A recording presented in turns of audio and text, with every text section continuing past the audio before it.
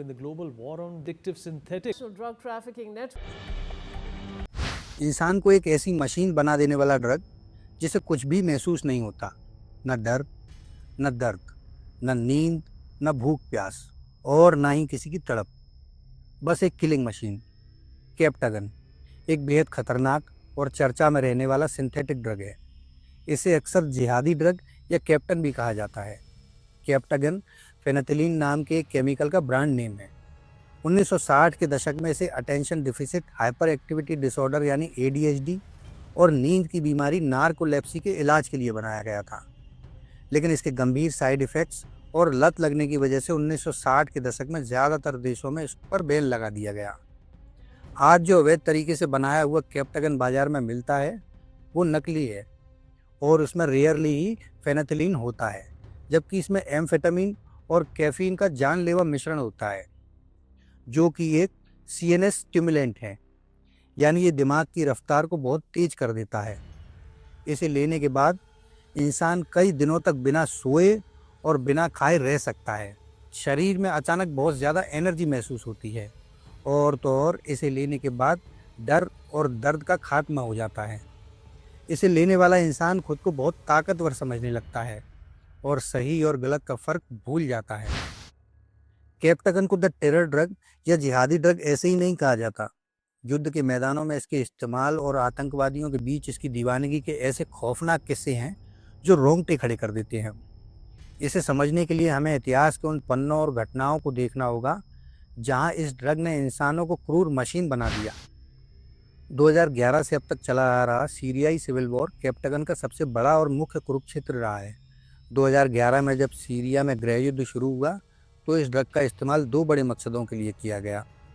पहला, अपने संगठन के लड़ाकों को रोबोट की तरह बनाने के लिए, जिससे ISIS, अल नुसरा फ्रंट और सीरियाई सेना के लड़ाके इन गोलियों को खाकर हफ्तों तक बिना सोए और बिना थके मोर्चों पर डटे रहते थे। और दूसरा, नार्को ट्रेड के लिए। सीरिया इस ड्रग का ग्लोबल हब बन गया। सीरियाई सरकार और चरमपंथी संगठनों ने अरबों डॉलर की फंडिंग जुटाने के लिए इसका अवैध प्रोडक्शन और गल्फ देशों में इसकी स्मगलिंग स्टार्ट कर दी। इसके बाद आता है यमन का सिविल वॉर। इस युद्ध में भी सऊदी अरब के सपोर्ट वाली सेनाओं और हूती विद्रोहियों के खिलाफ लड़ रहे एक्सट्रीमिस्ट ऑर्गेनाइजेशन द्वारा इस ड्रग के इस्तेमाल की बात सामने आई। अब नज़र डालते हैं आतंकवादियों के इसके इस्तेमाल के कुछ ऐसे रिकॉर्डेड खौफनाक किस्सों पर जिनको सुनकर आप हिल जाएंगे। आतंकवादियों के बीच केप्टागन की लोकप्रियता की सबसे बड़ी वजह यह है कि ये दिमाग के उस हिस्से को शट डाउन कर देता है जो डर, दर्द और एम्पैथी महसूस कराते हैं। अंतर्राष्ट्रीय खुफिया एजेंसियों और पकड़े गए आतंकियों के बयानों से इसके कुछ बेहद डरावने किस्से सामने आते हैं। पहला है 2015 का पेरिस थिएटर हमला, जिसे बाटाक्लान अटैक कहते हैं। नवंबर 2015 में पेरिस के बाटाक्लान थिएटर में ISIS के आतंकियों ने अंधाधुंध गोलीबारी करके 130 लोगों को मार डाला था। चश्मदीदों ने बताया कि गोलीबारी करते वक्त उन आतंकियों के चेहरे पर कोई शिकन, कोई डर या कोई गुस्सा नहीं था। वो बिल्कुल शांत और ठंडे दिमाग से और एक रोबोट की तरह मुस्कुराते हुए लोगों को मार रहे थे। बाद में जांच और फॉरेंसिक रिपोर्ट्स में सामने आया कि हमलावरों ने हमले से पहले केप्टागन का भारी डोज लिया था। दूसरा है पकड़े गए आतंकियों के कबूलनामे। सीरियाई सेना और कुर्द लड़ाकों द्वारा पकड़े गए ISIS के कई लड़ाकों ने कैमरे पर कबूल किया कि उन्हें मोर्चे पर भेजने से पहले केप्टागन की गोलियां दी जाती थीं। एक आतंकी के दिए हुए बयान के मुताबिक कमांडर उन्हें एक चमकीली गोली देते थे। उसे खाने के बाद शरीर में उनको इतनी ताकत महसूस होती थी कि अगर सामने टैंक भी आ जाए तो उनको लगता था कि वो उसे एक हाथ से रोक देंगे। गोलियां लगने पर दर्द का एहसास नहीं होता था और मौत का डर भी नहीं रहता था। तीसरा है ट्यूनीशिया का बीच हमला, 2015 का शुश अटैक। ट्यूनीशिया के एक रिजॉर्ट में एक ISIS आतंकी ने 38 पर्यटकों को गोली से भून दिया था। जब सुरक्षा बलों ने उस आतंकी को मार गिराया और उसकी बॉडी का पोस्टमार्टम हुआ तो उसके खून में केप्टागन की भारी मात्रा मिली। चश्मदीदों के मुताबिक वो आतंकी गोलियां चलाते वक्त हंस रहा था और तड़पते हुए लोगों की तस्वीर ले रहा था। ये उसी एक्सट्रीम एग्रेशन और साइकोसिस का नतीजा था जो ये ड्रग पैदा करता है।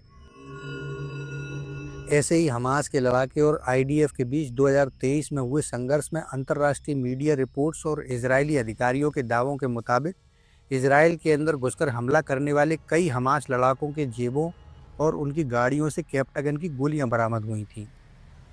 ये इस बात का सबूत है कि मिडिल ईस्ट में किसी भी बड़े आत्मघाती या क्रूर हमले को अंजाम देने के लिए आतंकी इस ड्रग का सहारा लेते हैं। आज के समय में सीरिया और लेबनान इसके अवैध उत्पादन के सबसे बड़े गढ़ बन चुके हैं।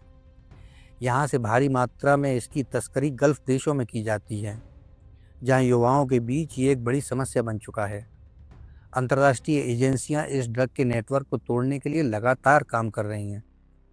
भारत से इस ड्रग का अभी कोई प्रोडक्शन से लेकर सीधा कनेक्शन सामने नहीं आया है, मगर सेंट्रल एजेंसीज के ऑपरेशन रेड पिल से साफ हो गया है कि अंतर्राष्ट्रीय ड्रग सिंडिकेट भारत का इस्तेमाल एक ट्रांजिट रूट के तौर पर करने की कोशिश कर रहे हैं।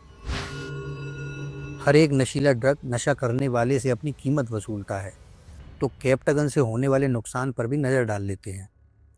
सबसे पहले तो कैप्टागन की लत बहुत जल्दी लगती है और ये शरीर को अंदर से खोखला कर देता है, और इसके लगातार लेते रहने से पैरानॉइड सिजोफ्रेनिया यानी बहुत तेज वहम हो जाना, डिप्रेशन और एक्सट्रीम एग्रेशन होता है। इसके साथ ये ब्लड प्रेशर और हार्ट रेट को अचानक से बहुत ज़्यादा बढ़ा देता है, जिससे हार्ट अटैक या ब्रेन हेमरेज हो सकता है, और इसको लेने से दिमाग की नसें भी कमज़ोर हो जाती हैं।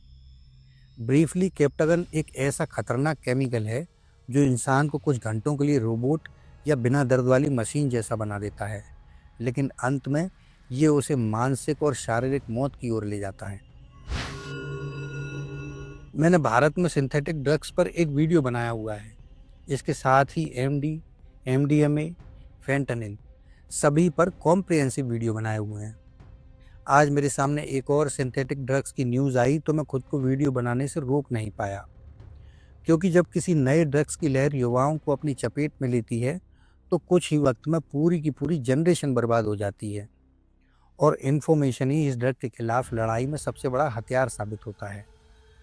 तो मेरा उन युवाओं से अनुरोध है कि वो जो क्रियोसिटी में, एक्सपेरिमेंटल एटीट्यूड की वजह से या हाई फील करने के लिए बिना कुछ सोचे समझे रिस्क लेते हैं और फिर ऐसे ट्रैप में फंस जाते हैं जिससे निकलना आसान नहीं होता, वो अपनी लाइफ को ज़रा गंभीरता से लें।